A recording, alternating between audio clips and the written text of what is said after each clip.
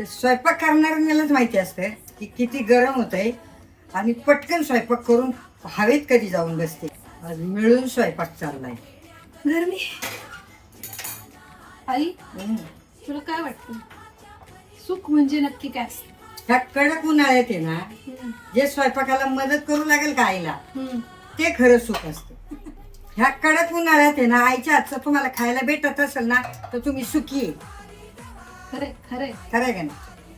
ते स्वयंपाक करणाऱ्यालाच माहिती असतं की किती गरम होतंय आणि पटकन स्वयंपाक करून हवेत कधी जाऊन बसते. आज बरं कळलं. ही तर मग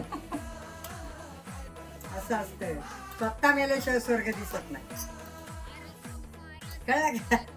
मेले मी.